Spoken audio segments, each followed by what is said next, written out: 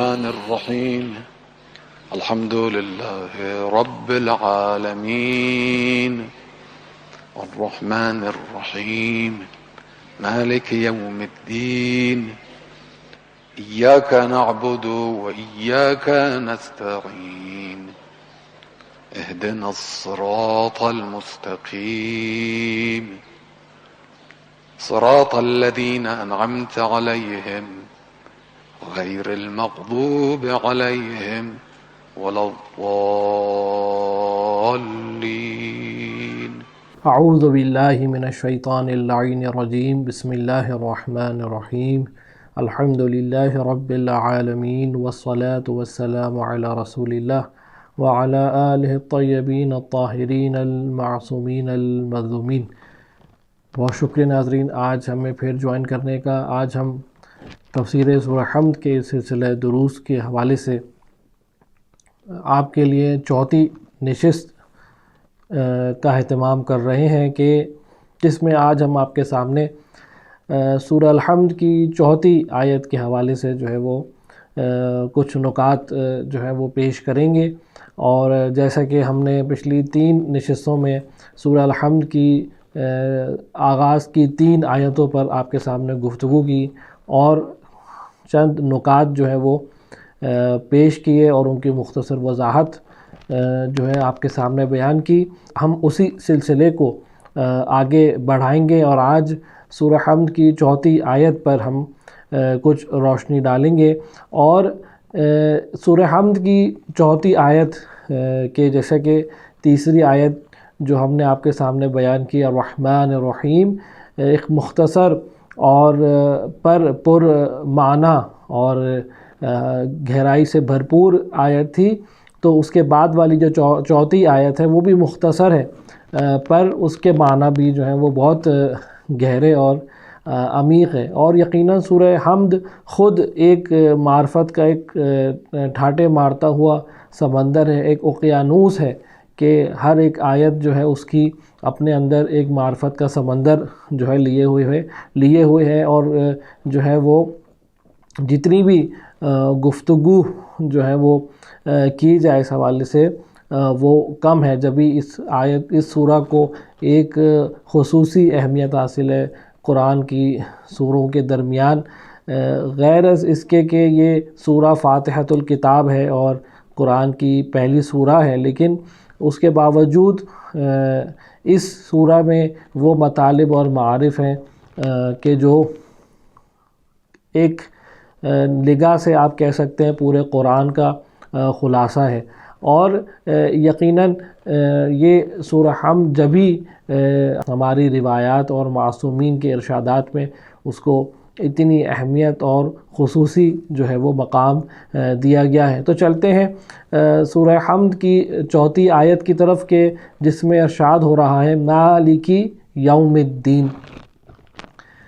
یہ صرف 3 حرف پر مبنی آیت ہے کہ جیسے اس کی پچھلی آیت جو تھی وہ 2 الفاظ پر مشتمل آیت تھی، تو یہ آیت بھی جو ہے وہ 3 الفاظ پر مشتمل ہے کہ جس میں ارشاد ہو رہا ہے کہ مالک یوم الدین. اب یہ مالک یوم الدین کیونکہ قرآن کی جیسا کہ آپ کو معلوم ہے کہ مختلف قرأتیں ہیں اور 7 مشہور قرأتیں ہیں قرآن کی، اور ہمارے خطے میں کہ جو بر صغیر کا خطہ ہے اس کے اندر معمولاً یہاں پر اس آیت کو مالک یوم الدین جو ہے وہ پڑھا جاتا ہے. لیکن بعض خطوں میں اور بعض علاقوں میں مخصوصاً عرب خطوں کے اندر اس آیت کی مختلف ایک اور قرأت بھی مشہور ہے کہ اکثر اگر آپ مصری قاریوں کو اگر آپ ان کی تلاوت سنتے ہو مشہور قاریوں کی تو آپ کو یہاں مالک یوم الدین کی جگہ ملک یوم الدین جو ہے وہ سننے کو ملے گا. یعنی مالک کی جگہ ملک جو ہے وہ اس قرأت کے اندر اس کو تلاوت کی جاتی ہے. اس کی وجہ کیا ہے؟ اس کی وجہ یہ ہے کہ پرانے رسم الخط میں کہ جہاں حروف کے اوپر جو علامتیں تھیں وہ اتنی مشخص اور اتنی تفصیلی اور یہ اتنی واضح نہیں ہوتی تھیں، تو پرانی رسم الخط کے اندر جب قرآن لکھا گیا تو وہاں سے یہ جو ہے وہ شبہ پیدا ہوا کہ یہ مالکی ہے یا ملکی ہے۔ اور یقیناً آپ نے اگر عربی رسم الخط میں عثمان طہ کے اندر اس الحمد کو دیکھا ہوگا کہ جیسے کہ اس پروگرام کے شروع میں جو سورہ فاتحہ آپ کے سامنے پیش کی جاتی رہبر معظم کی خوبصورت آواز میں، ان کی خوبصورت قرأت میں، تو اس کے اندر عثمان طہ کی قرأت آپ عثمان طہ کی خط کو آپ دیکھتے ہیں تو اس کے اندر مالکی یوم الدین جو ہے وہ اس کے اندر میم کے اوپر ایک چھوٹا سا الف جو ہے وہ لگا ہوا ہے، کھڑا الف جو ہے وہاں پر موجود ہے کہ جو الف کی علامت ہے۔ اور یہ عثمان طہ میں الف جو ہے وہ اس طرح لکھا جاتا ہے، اگر لفظ کے درمیان اگر الف آئے تو اگر رسم الخط کے اندر زیادہ دقت نہ کی جائے اور اس چھوٹے الف کو جو عثمان طہ کے اندر موجود ہے اور مختلف خطوط کے اندر موجود ہوتا ہے عربی رسم الخط میں، اگر وہ مٹ جائے یا وہ نہ دیکھا جائے تو آپ مالکی کو ملکی پڑھیں گے کیونکہ الف نہیں ہے وہاں پہ۔ تو شاید اس اختلاف قرأت کی وجہ یہ رسم الخط میں علامتوں کی دقت کا نہ ہونا ہے، اور اس وجہ سے اس جگہ دو قرأتیں مشہور ہیں، یا مالکی ہے یا ملکی ہے۔ اور اگر ہم مالکی اور ملکی، مالک اور ملک کے معنی کی طرف جائیں تو مالک سے جو مراد آپ کے لیے واضح ہے کہ اردو زبان میں بھی اسی معنی میں استعمال کیا جاتا ہے۔ مالک سے مراد کسی شے کا صاحب اختیار، اسے کہا جاتا ہے مالک، اس چیز کا مالک، اور جو شے اس کے اختیار میں ہوتی ہے اسے مملوک کہا جاتا ہے۔ اسی طرح ملک جو ہے، ملک عربی زبان میں جو ہے وہ فرمان روا اور سلطان، حاکم، حکمران کے معنی میں ہے، اور ہمارے ہاں یہ ملک جو ہے ایک کاسٹ کے طور سے جو ہے وہ پائی جاتی ہے۔ اس کی وجہ بھی یہی ہے کہ یہ وہ کاسٹ ہے کہ جو کسی دور میں کسی فرمان روا سے، کسی گورنر سے یا کسی جگہ کے حکمران سے یا سلطان سے ان کا شجرہ ملتا ہے، جبھی ان کو ملک کہنا شروع کر دیا گیا، یا بعض جگہ ان کا شجرہ جو ہے وہ سادات سے جا کے ملتا ہے، اور سیدوں کو بعض جگہ، بعض ماضی کے اندر بعض علاقوں میں سادات کو ملک کہا جاتا تھا کیونکہ ان کی ایک عظمت ہوتی تھی، وہ ایک بلند درجہ رکھتے تھے معاشرے کے اندر، تو ان کو سلطان اور فرمان روا کے طور سے جو ہے پکارا جاتا تھا۔ تو اس لیے آہستہ آہستہ وہ ایک کاسٹ بن گئی، لیکن در حقیقت اس کی جڑ بھی عربی زبان کا لفظ ملک ہے کہ جس کے معنی سلطان کے ہیں اور جس کے معنی فرمان روا کے ہیں۔ تو در حقیقت اگر ہم دونوں قرأتوں کو دیکھیں، چاہے مالک یا ملک، تو معنی کے اندر اتنا فرق نہیں پڑتا۔ مالک سے مراد یہ کہ ایک چیز کا صاحب اختیار، کہ اگر ہم اس آیت کا ترجمہ کریں مالک یوم الدین یعنی روز قیامت کا، روز جزا کا صاحب اختیار، دین سے مراد یہاں پر جزا ہے، یعنی روز جزا کا صاحب اختیار، روز جزا کا مالک۔ اور اگر ملک یوم الدین پڑھا جائے تو اس کے معنی بن جائیں گے روز جزا کا حکمران، روز جزا میں جو فیصلہ کرے گا، روز جزا کے اندر جس کی حکومت قائم ہوگی، روز جزا میں جو حاکم اصلی ہوگا وہ ملک یوم الدین۔ صرف ایک گہرا فرق، ایک جزئی فرق جس کو شہید مطہری نے یہاں پر بیان کیا، وہ یہ کہ دنیا کے اندر مالک اور ملک الگ الگ ہو سکتے ہیں۔ یقیناً ہو سکتا ہے کہ ایک گھر کا مالک کوئی اور ہو دنیا کے اندر اور ملک کوئی اور ہو سکتا ہے کہ ایک جگہ کا مالک ایک شخص کوئی اور ہو لیکن ملک کوئی اور ہو، یہ قابل جدا ہیں دونوں چیزیں۔ کسی ایک شے ہے کہ جس کی ملکیت ہے لیکن وہاں پر اس کا حکم نہیں چلتا، حکم وہاں پر کسی اور کا چلتا ہے۔ جیسے آپ کسی شہر کے اندر کوئی گھر لیتے ہیں، اس گھر کے آپ مالک ہیں لیکن آپ اس شہر کے قوانین کے پابند ہیں، آپ کے ملکیت ہوتے ہوئے وہ ملکیت بھی آپ کو شہر کے یا اس علاقے کے قوانین کے مطابق آپ کو تھامی جائے گی، اور اس جگہ کے ملک جو سلطان ہے، جو حکمران ہے، اس کا حکم جو ہے وہ آپ کے ملک کے اوپر، آپ کے مملوک کے اوپر جو ہے وہ نافذ ہے۔ تو لیکن یہ دنیا کے اندر ہے، لیکن اس دنیا کے علاوہ عالم آخرت میں مالک اور ملک کے اندر کوئی فرق نہیں ہے۔ جو مالک ہے وہی ملک ہے، جو مالک ہے وہی جو ہے وہ حکمران ہے، اور وہی جو ہے وہ در حقیقت فرمان روا ہے۔ اس کی کیا وجہ ہے؟ یہ فرق کیوں قائم ہوا؟ یہ ہماری عقلی بحث ہے کہ جس کے اندر ہم یہ یہاں پر بحث کریں گے، یہ یہاں پر مطلب بیان کریں گے کہ مالکیت، جس کو مالک، جب کسی چیز کو مالک ہونے کی کیفیت کو کہا جاتا ہے، ملکیت ہونا، ملکیت رکھنا یا مالکیت ہونا کسی چیز کی، وہ دو طرح کی ہے۔ مالکیت یا حقیقی ہوتی ہے یا ظاہری ہوتی ہے۔ ظاہری مالکیت کیا ہوتی ہے کہ جس کے اندر مالک اور مملوک کے درمیان جو رابطہ ہے وہ واقعی نہیں ہے، وہ حقیقی نہیں ہے، بلکہ ان کا جو رابطہ ہے مالک اور مملوک کے درمیان وہ قرارداد کے ذریعے، وہ کسی کانٹریکٹ کے ذریعے ہے، وہ کسی معاملے کے ذریعے ہے، وہ حقیقی اس کی ملکیت نہیں ہے۔ وہ ایک شے کا اس صاحب اختیار بن گیا ہے، کس چیز کے ذریعے، کس چیز کے واسطے؟ وہ بن گیا ہے کسی کانٹریکٹ کے ذریعے، کسی قرارداد کے ذریعے۔ کوئی اس نے کانٹریکٹ سائن کیے، کوئی چیز خریدی ہے، خریدنے کے لیے اس نے اس چیز کا معاملہ کیا ہے، اس چیز کے لیے مال دیا ہے، دولت دی ہے، یا کسی چیز کے عوض اس نے وہ چیز لی ہے، اور اس کو ہم نے دنیاوی طور سے کہا گیا کہ اب یہ چیز جو ہے وہ اس شخص کے متعلق ہے۔ یہ دنیاوی مالکیت، یہ اعتباری مالکیت، یہ ظاہری مالکیت ہے۔ یعنی مالکیت کو اس چیز کا مالکیت کو اعتبار کیا گیا ہے، اس شخص کے لیے تصور کیا ہے، تعلق بنایا گیا ہے اس چیز کا، اس مملوک کا اس مالک کے ساتھ۔ لیکن یہ مالکیت جو ہے ظاہری ہے۔ کیوں ظاہری ہے؟ کیونکہ ان کے درمیان رابطہ، مالک اور مملوک کے درمیان رابطہ ٹوٹ سکتا ہے، کانٹریکچول رابطہ ہے۔ اگر یہ کانٹریکٹ ختم ہو جائے گا تو یہ ملکیت جو ہے اس مالک کے ہاتھ سے نکل جائے گی اور کسی اور کو ٹرانسفر ہو جائے گی، یا اگر یہ مالک مر گیا تو یہ ملکیت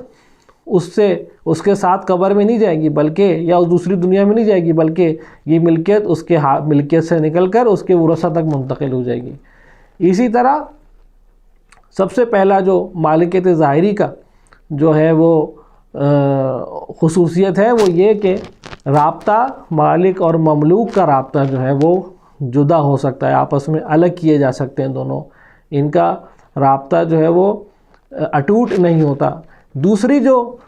خصوصیت ہے وہ یہ کہ مالک اور مملوک کا رابطہ جو ہوتا ہے وہ دائمی نہیں ہوتا، وہ موقت ہوتا ہے، وقتی ہوتا ہے۔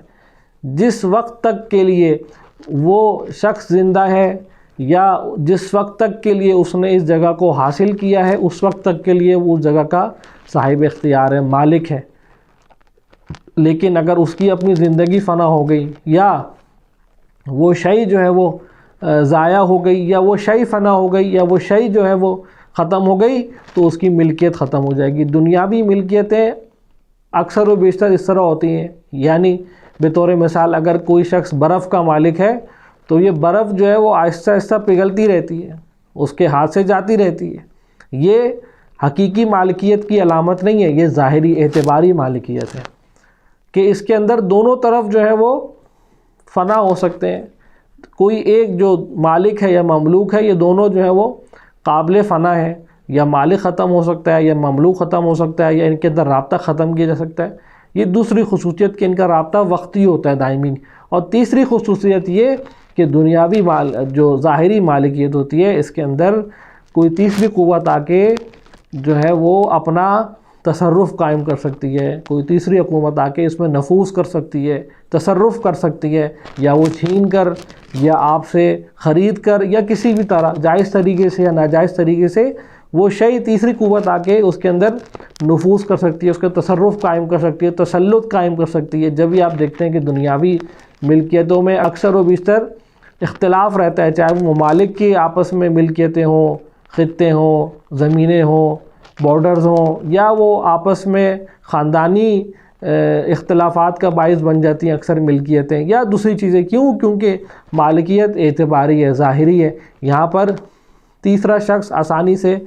جو مالک اور مملوک کا رابطہ ہے اسے ختم کر کے خود اپنا رابطہ اس مملوک کے ساتھ قائم کر سکتا ہے۔ لیکن مالکیت حقیقی ایسی نہیں ہوتی۔ مالکیت حقیقی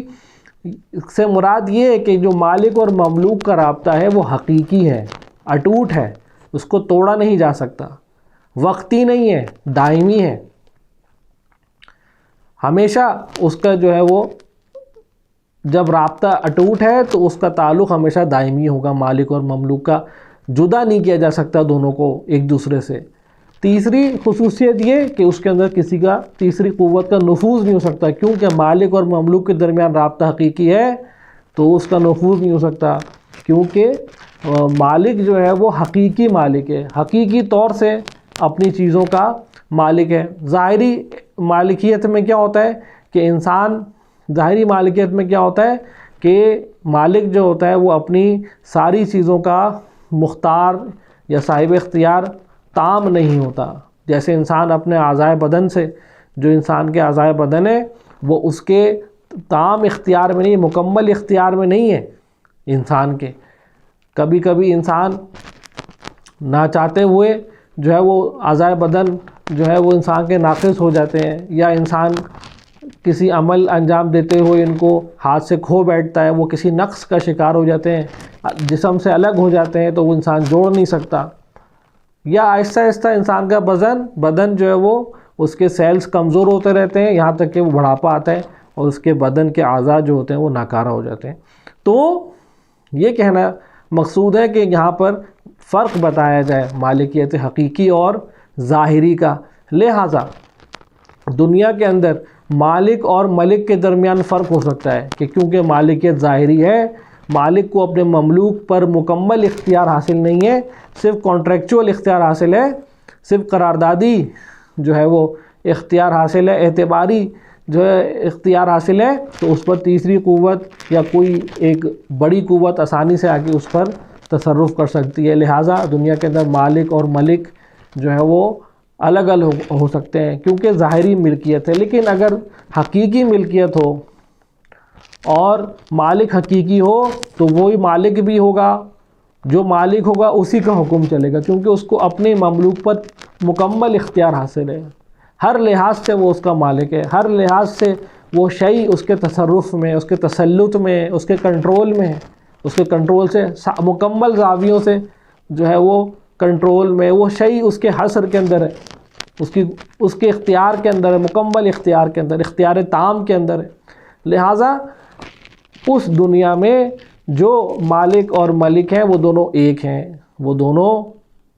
ایک ہیں، مالک بھی وہی ہے، ملک بھی وہی ہے۔ لہٰذا اس آیت کا ترجمہ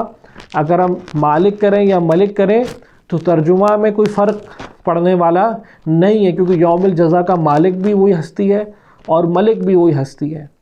وہی جو مالک ہے وہی جو ہے وہ فرمان روا ہے، وہی اسی کا فیصلہ وہاں پر چلے گا۔ لہٰذا یہ ملکیت کی بحث جو اس آیت کے اندر پیش کی جا رہی ہے، اور اگر اس پر توجہ کریں تو کئی زاویے سے بہت اہم بحث ہے کہ انسان یہ تصور کر لے کہ اس دنیا کے اندر وہ جس ملکیتوں کا حامل ہے وہ حقیقی ملکیتیں نہیں ہیں، وہ اعتباری ملکیتیں، وہ فانی ملکیتیں ہیں، وہ اس سے ایک دن جدا ہونے والی ہیں، وہ ان کا حقیقی مالک نہیں ہے۔ ایسا نہ ہو کہ انسان مال دنیا کے غرور کے اندر اتنا اپنے آپ کو جو ہے وہ مگن کر لے کہ وہ اپنے آپ کو حقیقی مالک سمجھنا شروع ہو جائے، وہ دوسروں پر اپنے آپ کو برتری اس وجہ سے دینا شروع ہو جائے کہ اس کے پاس مال دنیا زیادہ ہے۔ حالانکہ قرآن نے فرمایا کہ وَمَا الْحَيَاةُ الدُّنْيَا إِلَّا مَتَاعُ الْغُرُورِ، کہ حیات دنیا کچھ نہیں ہے، صرف جو ہے وہ ایک بھنور کی چیز ہے، ایک خیالی تصور ہے انسان کے اندر کہ انسان ان خیالی تصورات کو اپنے لیے رائی کا پہاڑ بنا لیتا ہے۔ لہٰذا یہ دنیاوی ملکیتیں فانی ملکیتیں ہیں، یہ صرف ایک سیراب ہے کہ جس میں انسان گرفتار ہو جاتا ہے۔ لہٰذا یہ چیزیں انسان کو گھمنڈ کا شکار نہ کر دے، تکبر کا شکار نہ کر دے کہ وہ اپنے آپ کو مالک حقیقی سمجھنا شروع ہو جائے۔ مالک حقیقی کی ذات صرف ایک ہستی ہے کہ جو خداوند متعال جو اس کائنات کا مالک حقیقی ہے۔ جبھی خداوند متعال جو ہے وہ رب العالمین ہے، جبھی خداوند متعال کے لیے ساری حمد ہے، الحمدللہ رب العالمین، کیونکہ وہ مالک حقیقی ہے۔ جبھی اس آیت کے بعد آ رہا ہے کہ الحمدللہ رب العالمین، اور یہ رب العالمین جو ہے وہ اس عالمین کا مالک حقیقی ہے، جبھی اس کے لیے حمد ہے، کسی اور کے لیے حمد نہیں، کیونکہ جو شخص حمد کر رہا ہے اس کا حقیقی مالک کون ہے؟ صرف خدا ہے۔ لہٰذا حمد صرف خدا کے لیے ہے، کیونکہ مالک صرف وہ ہے، حقیقی مالک صرف وہ ہے، اس کے علاوہ کوئی اور ہستی مالک نہیں ہے، صاحب اختیار نہیں ہے کسی شے کی اس دنیا کے اندر یا اس کائنات کے اندر، اس عالم ہستی کے اندر، لہٰذا حمد صرف اسی ذات کے لیے جو ہے مخصوص ہے کہ جو اس دنیا کی اور اس عالم آخرت کی یا سارے عوالم کی مالک حقیقی ہے۔ لہٰذا یہاں پر خداوند متعال دنیاوی عالم میں بھی اور سارے عوالم میں مالک حقیقی ہے، اور جو ملکیتیں اس دنیا کے اندر بانٹی جاتی ہیں اور وہ معاملے کیے جاتے ہیں، لین دین کیے جاتے ہیں، یہ در حقیقت صرف ظاہری اور وقتی معاملے ہیں کہ جو کبھی نہ کبھی انسان سے جدا ہو جاتے ہیں مختلف علتوں کے باعث، یا خود وہ مملوک فنا ہو جاتا ہے، یا وہ انسان جو مالک ہے وہ فنا ہو جاتا ہے، یا ان کا آپس میں رابطہ ٹوٹ جاتا ہے کسی نہ کسی وجہ سے۔ تو لہٰذا یہ نقطہ بہت اہم نقطہ ہے کہ انسان اس طرف ہمیشہ اپنی توجہ رکھے، ہمیشہ اپنے آپ کو مالک حقیقی کی ملکیت کے اندر تصور کرے، ہر لحظہ انسان یہ تصور کرے کہ اس کا ایک مالک حقیقی ہے کہ جس کی وہ ملکیت ہے، اور اس کے پاس جو بھی شے ہے اس دنیا کے اندر وہ در حقیقت وہ اس مالک حقیقی کی امانت ہے کہ جو چند روز کے لیے اس کو مالکیت ظاہری کے طور سے دے دی گئی ہے، چند روز کے استفادے کے لیے، اب وہ اس کے اوپر منحصر ہے، اما شاکرا اما کفورا، کہ آیا وہ ان نعمتوں کا شکر ادا کرے، ان امانتوں سے فائدہ اٹھائے، استفادہ کرے، اور اپنے لیے اس دنیا میں جو ہے وہ خیرات کا انبار لگائے، یا اس دنیا کے اندر آگ کا اور جہنم کے انبار لگائے، یہ انسان کے اوپر ہے۔ لہٰذا خداوند متعال مالک حقیقی ہے۔ آگے ارشاد ہو رہا ہے مالک یوم الدین، کہ یوم جزا کا مالک ہے۔ تو کیا خداوند متعال صرف یوم جزا کا مالک ہے؟ آیا وہ دنیا کا مالک نہیں ہے؟ اس آیت کے اندر کیا بیان کیا جا رہا ہے؟ تو یہاں پر جو نقطہ یہاں بیان جو قرآن بیان کرنا چاہ رہا ہے خداوند متعال، وہ یہ بیان کرنا چاہ رہا ہے کہ یہ خداوند متعال جو مالک یوم جزا ہے، اس کی وجہ یہ ہے کہ انسان دنیا کے اندر ظاہری ملکیتوں کے جال میں پھنس جاتا ہے۔ انسان جب اپنی آنکھوں سے اس دنیا کے اندر مشاہدہ کرتا ہے تو وہ ظاہری ملکیتوں کو دیکھتا ہے، ہر طرف اسے ظاہری ملکیتیں نظر آتی ہیں، ہر چیز کا کوئی نہ کوئی اس کو مالک نظر آ رہا ہوتا ہے۔ دنیا کے اندر مالکیت کے دعویٰ دار بھی بہت سارے ہوتے ہیں ہر چیز کے، لہٰذا دنیاوی معاملات کے اندر مالک کے دعوے دار، مالکیت کے دعوے دار بہت سارے ہوتے ہیں کہ جو انسان اپنی کوتاہ فکری اور کوتاہ نظری کی وجہ سے، اپنی چھوٹی سوچ کی وجہ سے، اپنی کم نظری کی وجہ سے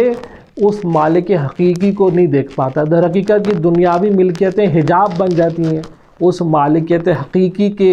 تصور کے لیے، اس مالکیت حقیقی پر اعتماد اور ایمان لانے کے لیے۔ لہٰذا خداوند متعال یہ بتانا چاہ رہا ہے کہ جب یوم جزا آئے گا، جب یوم قیامت آئے گا اور یہ مالکیت حقیقی ساری فنا ہو جائیں گی، کوئی مالک ظاہری، یہ مالکیت ظاہری ساری فنا ہو جائیں گی، وقتی مالکیتیں ساری ختم ہو جائیں گی، سارے مملوک اور مالک فنا ہو جائیں گے ظاہری طور سے، تو صرف ایک مالک رہ جائے گا، وہ مالک حقیقی رہ جائے گا، اور وہاں پر انسان متوجہ ہوگا۔ اس دنیاوی حجابات سے انسان کی آنکھیں کھلیں گی، وہ وہاں بیدار ہوگا کہ یہاں پر تو کوئی مالک نہیں ہے، یہاں پر تو جس چیز کا دنیا میں میں مالک تھا وہ ملکیت بھی ہے وہ میرے اندر نہیں ہے، بلکہ میرے اعضاء و جوارے میرے خلاف بول رہے ہیں، میرے خلاف گواہیاں دے رہے ہیں میرے اعمال پر،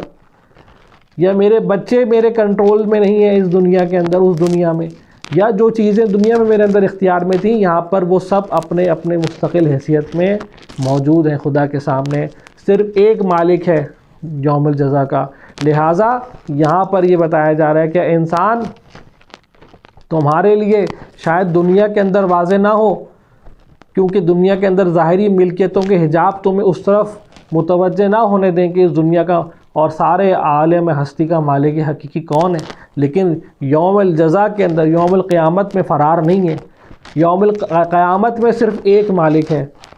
اور وہاں پر کوئی ظاہری ملکیت کا دعوے دار وہاں پر تمہیں نہیں ملے گا، صرف ایک ہستی ہوگی جو مالک ہوگی۔ لہٰذا خصوصی طور سے تاکید کی گئی یہاں پر کہ مالک یوم الدین، در حال کہ خدا مالک یوم الدنیا بھی ہے، حالانکہ خدا دنیا کا مالک بھی ہے، لیکن جیسا کہ کہا اس کی ملکیت دنیا کے اندر ظاہری حجابوں کے اندر انسان کے لیے جو ہے وہ پس پردہ جا چکی ہے. لیکن اگر انسان عاقل ہو، انسان فہم رکھتا ہو، انسان با ایمان ہو، مومن ہو، تو وہ دنیا کے اندر بھی خدا کی حقیقی ملکیت کو ہر لحظہ لحظہ جو ہے وہ احساس کر رہا ہوتا ہے، ہر لحظہ لحظہ جو ہے وہ اس پر اعتقاد ایمان لا رہا ہوتا ہے. لہٰذا قرآن نے اس مطلب کی طرف سورہ مومن میں جو ہے اشارہ کیا کہ جس میں ارشاد ہو رہا ہے کہ لمن الملک اليوم، سوال کیا جا رہا ہے اہل محشر سے، سوال کیا جا رہا ہے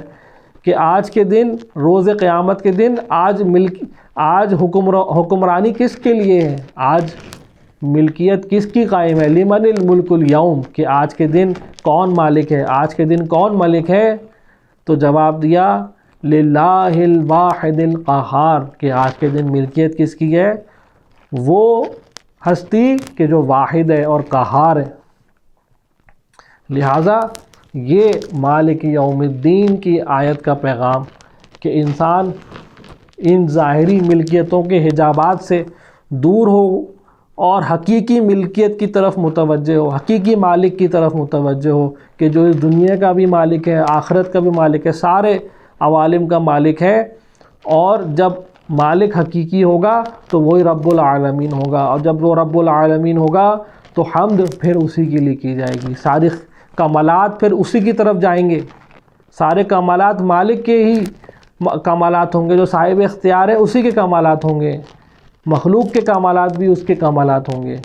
جب بھی حمد جب کی جائے گی اس کے لیے تو الحمدللہ، اور اس کو اللہ سے پکارا جائے گا کہ جس کے لیے سارے کمالات جو ہے لامحدود طور سے جو ہے وہ موجود ہیں اس ذات کے لیے. تو ناظرین، یہ سورہ فاتحہ کی، سورہ حمد کی 4 آیت کا مختصر بیان اور وضاحت اور اہم نکات ہم نے آپ کے سامنے بیان کی. یقیناً آپ نے ان نکات سے استفادہ کیا ہوگا. انشاءاللہ آپ نے ان مطالب کو دقت سے سنا ہوگا، اور ہم امید کرتے ہیں کہ انشاءاللہ آپ اس سلسلے کو جاری رکھتے ہوئے اپنی روزمرہ کی زندگیوں میں قرآن فہمی کو، قرآن سے انسیت کو، قرآن سے اپنے تعلق کو بڑھائیں گے، اور اس کے پیغامات پر، اس کے مفاہیم پر اپنے عملی زندگیوں میں عمل پیرا ہوں گے. ہمیں اپنے فیڈ بیک سے ضرور آگاہ کیجیے گا، اپنی دعاؤں میں یاد رکھیے گا. کل کی نشست میں انشاءاللہ دوبارہ آپ کی خدمت میں حاضر ہوں گے. والسلام علیکم ورحمۃ اللہ وبرکاتہ.